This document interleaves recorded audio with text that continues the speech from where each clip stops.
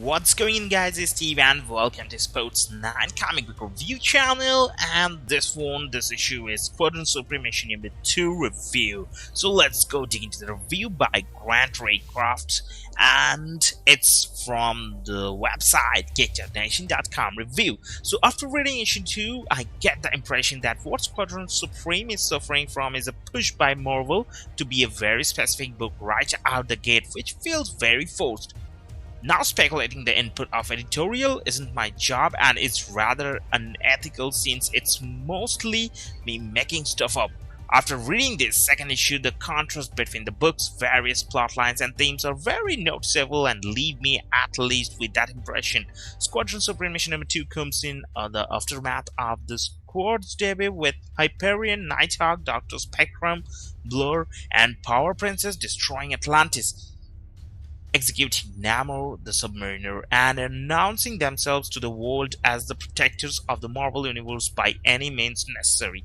The team sets up a base in an old Atlantean garrison and takes time to look around and understand the world they have made themselves sheriffs of. This is where the book's mission statement and content stood butting heads. As the characters start exploring the world, it only highlights the extremely contrived situation the team is in. Most of them don't have a specific love for this world, its history, or its people.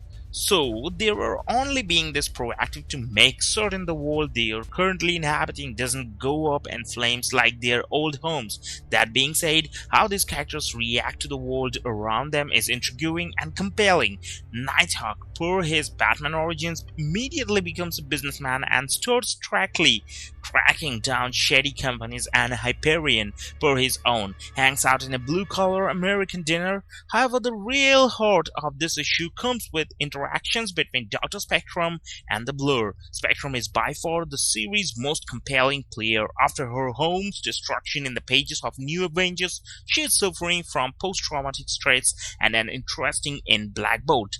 The Blur, on the other hand, fearing from a more realistic dimension, is amazed at all the fantastic weirdness the Marvel Universe has to offer. Seeing these two controversies made the strongest part of this issue, as the two of them show the full spectrum of how these refugees react to their new circumstances.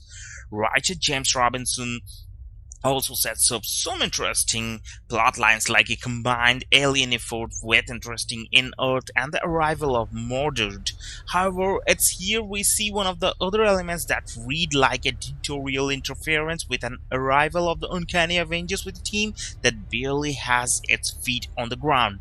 Leonard, Kirk, and Paul Neary pencil and ink this issue respectively, with colorist Frank Martin. My thoughts on Kirk's art style have wavered back and forth. There are a number of effects such as energy blast and blood stains which look extremely flat.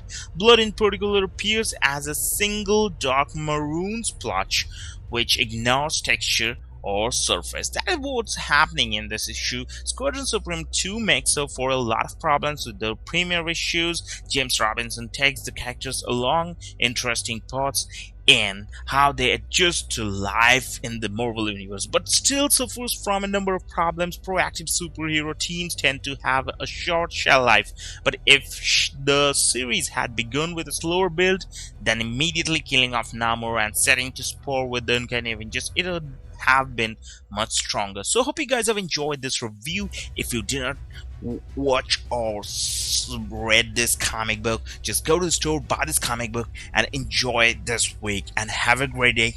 Adios.